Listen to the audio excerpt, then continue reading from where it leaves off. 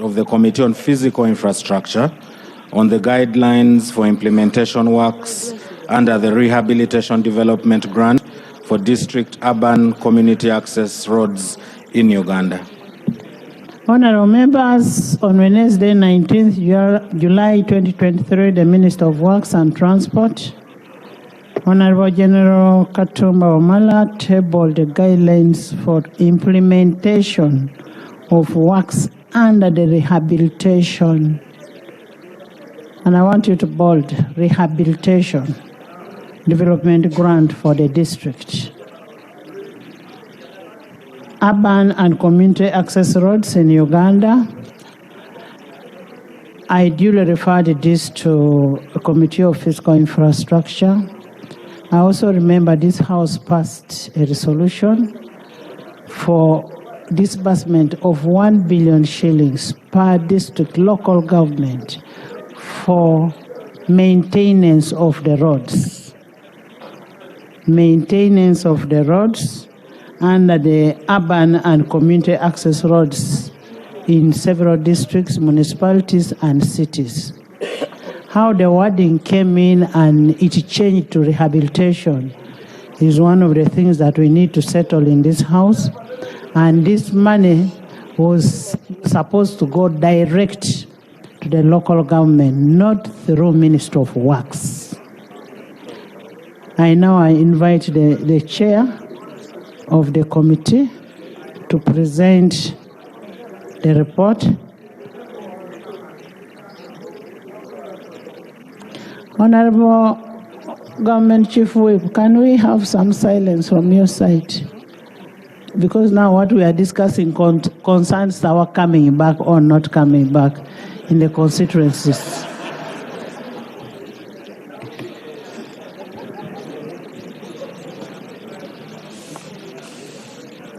Right Honorable Speaker, in accordance with Rule 177 of the Parliamentary Rules of Procedures, I wish to lay the reports and the minutes of the Physical Infrastructure Committee of Parliament that scrutinized the guidelines of the Works and Transport Rehabilitation Development Grant Implementation Guidelines for financial year 2023-24.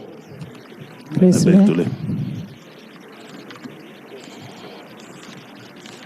Right Honorable Speaker, during the financial year 2023-24, Government of Uganda allocated 1 billion Uganda shillings for each of the 135 districts, 10 cities, and 31 municipalities, with the intention of ensuring improved overall condition of the district, urban, and community access road network with a view of enhancing rural accessibility and working environment in urban areas. To this effect, Right Honorable Speaker, the Ministry of Works and Transport issued guidelines termed Works and Transport Rehabilitation Grant Implementation Guidelines for the financial year 2023-24 to guide the local governments in the utilization of the Uganda shillings 1 billion. These guidelines, Right Honorable Speaker, were laid before Parliament on the 19th of July 2023 by the Minister of Works and Transport. The Right Honorable Speaker then referred the guidelines to the Committee on Physical Infrastructure for scrutiny. Pursuant to Rule 189 of the Rules of Procedures of Parliament of Uganda, the Committee on Physical Infrastructure is mandated, among others, to examine and comment on policy matters affecting the ministries covered by them. The committee has scrutinized the guidelines and now reports. Yes, procedure. Thank you, Right Honorable Speaker. Right Honorable Speaker, we are debating something that is very sensitive, but none of the three ministers from the docket responsible is around. Could you, through your office, maybe ask the Chief Whip to whip one of his ministers to be around, Right Honorable Speaker. By Zoom. We have the Minister of Finance who is supposed to disburse the money. But who issued the guidelines? We also have local government who is the recipient of the money. But who issued the guidelines? And the government is here putting on UPC, NOP, NRM, Ugandan flag.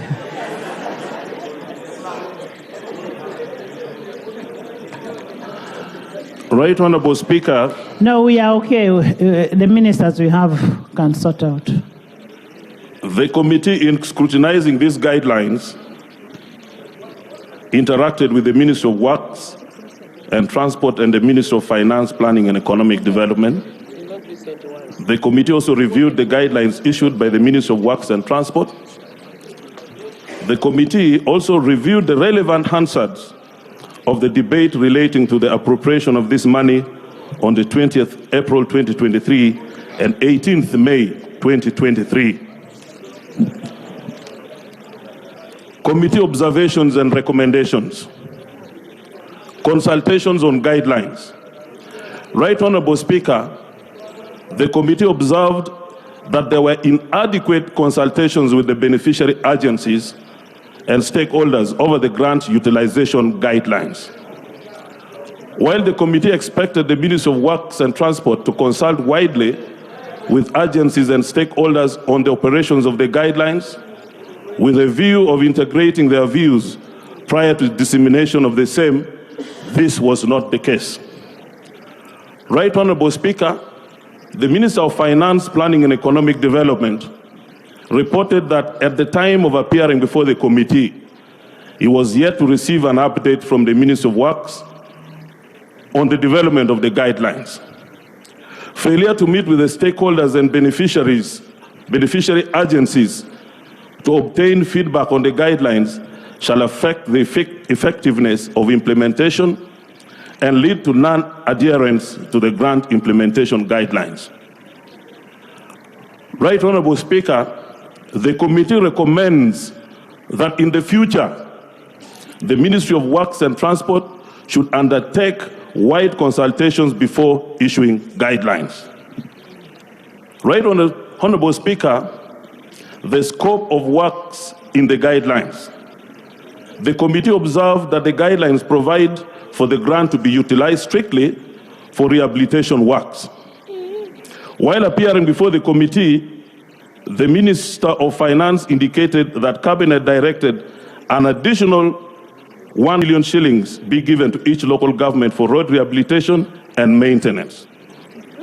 In addition, the subsequent communication between Ministry of Finance, Planning and Economic Development, Ministry of Works and Transport, and Uganda Road Fund, as well as the recommendations by the committee at the time of appropriation, specified the funds to cater for both rehabilitation and maintenance interventions.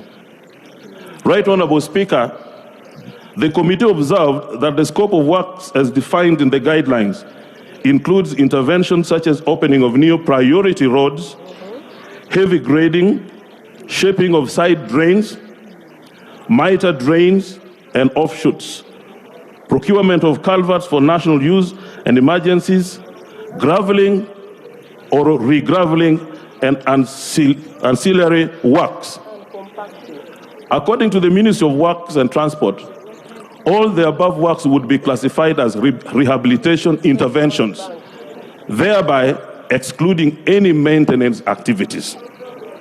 Right Honorable Speaker, the committee further observed that during consideration of the budget for the financial year 2023-24, on the 20th April 2023, the Right Honorable Deputy Speaker directed the Committee on Budget, I quote, to look for Uganda shillings 1 billion wherever it is and bring it under the Uganda Road Fund.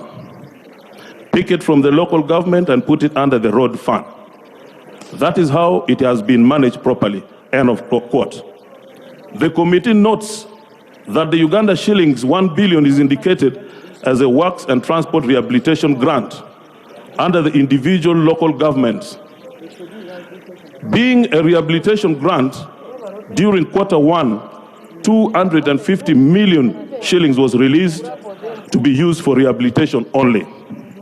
Although Parliament had approved it for both rehabilitation and maintenance purposes to the Road Fund, it should be noted that the Road Fund Act provides for the road fund to be utilized only for road maintenance interventions, excluding rehabilitation purposes.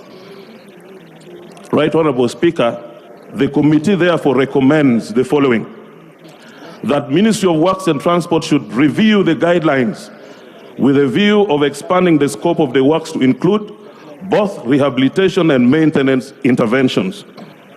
2, that given the funds for Q1 have been dispatched directly to the local governments, the beneficiary agencies be permitted to utilize these funds for both rehabilitation and maintenance purposes as per their work plan. Number 3, the Road Fund Act be amended to provide for both rehabilitation and maintenance works, so that in the subsequent financial years, the Road Fund administers the grant in its entirety. Right Honorable Speaker, implementation of the guidelines. The Ministry of Works and Transport informed the committee that only 89 beneficiary agencies had so far submitted their work plans. 82 beneficiaries had complied with the guidelines, while 27 beneficiaries had submitted work plans, but never complied with the guidelines. 89 beneficiaries had received feedback, and 87 had failed to submit their work plans. Right Honorable Speaker, the committee observed that despite the failure to adhere to the guidelines, all the beneficiary agencies had received funding totaling 250 million Uganda shillings for implementation of the grant. The committee also noted that in the past, most districts would receive between 150 to 250 million annually for maintenance of roads, and with this money, they would do significant work. Surprisingly, Right Honorable Speaker, with the current arrangement under the Ministry of Works and Transport, districts that have submitted plans have above 50 kilometers have had their plans rejected, and the reason behind this rejection is that Ministry of Works argues that 1 billion shillings is so little to rehabilitate anything above 50 kilometers. Right Honorable Speaker, going by this standard, a district will only rehabilitate only one road annually. Right Honorable Speaker, this shows that the Ministry of Works and Transport is out of touch with the reality on the grounds in the districts. Right Honorable Speaker, the committee recommends that the District Roads Committee should come up with work plans, approve them, and only notify the Ministry of Works and Transport. Right Honorable Speaker, this will deal with the bureaucratic red tape that would result in the delay of implementation of the projects, resulting in the funds being returned to the Treasury at the expiry of the financial year, hence defeating the objective. Right Honorable Speaker, this proposal would give flexibility of innovation and creativity to district road committees to work on more kilometers in their respective districts, because they are more aware of the acute and peculiar needs. Right Honorable Speaker, each district should commence work on the approved projects as soon as the District Roads Committee has approved. Operational expense. Right Honorable Speaker, the committee observed that the guidelines provide for funds for the road works of 850 million shillings, while operational expenses of 150 million, that is 15% of the grant amount, and then the expenses are broken down as follows. Administration, 30 million shillings, that's 3%. Annual district road inventory and condition surveys, 20 million, which is 2%. And repair and maintenance of equipment, Uganda shillings, 100 million, which is 10%. Ordinarily, Right Honorable Speaker, the beneficiary agencies are expected to undertake the works provided under these operational expenses, and therefore these funds are part of their budgets. Therefore, Right Honorable Speaker, permitting the utilization of these funds would tantamount to double expenditure for the same. Right Honorable Speaker, the committee recommends that the operational expenses provided under the guidelines should be reviewed to not more than 5% of the grant amount, that is 50 million, and used for repair and maintenance purposes. The rest of the proposed operational costs should be utilized for implementing the road works. Roles of district road committees. Right Honorable Speaker, although the guidelines mention the role of district road committees as to prioritize, consider and approve work plans as well as provide oversight role in ensuring that road works are executed as per the required quality and standards specified in the designs, the committee observes that there is a lack of clarity in the guidelines on the role of the district road committees in the entire implementation process of the fund. Right Honorable Speaker, the committee recommends that if the status quo remains as it is, the role of the district road committee should be clearly spelled out right from planning, approvals, and the entire implementation process. Right Honorable Speaker, the members of parliament should be part and parcel of the process of rehabilitation and maintenance in their respective entities to ensure that the grant is properly utilized. In conclusion, Right Honorable Speaker and honorable colleagues, Uganda shillings 1 billion meant for 135 districts, 10 cities and 31 municipalities should be used for both rehabilitation and maintenance of the two-car network. This should be determined by the District Roads Committee under the Uganda Road Fund, having considered the peculiar needs of the individual districts. Right Honorable Speaker, I beg to move.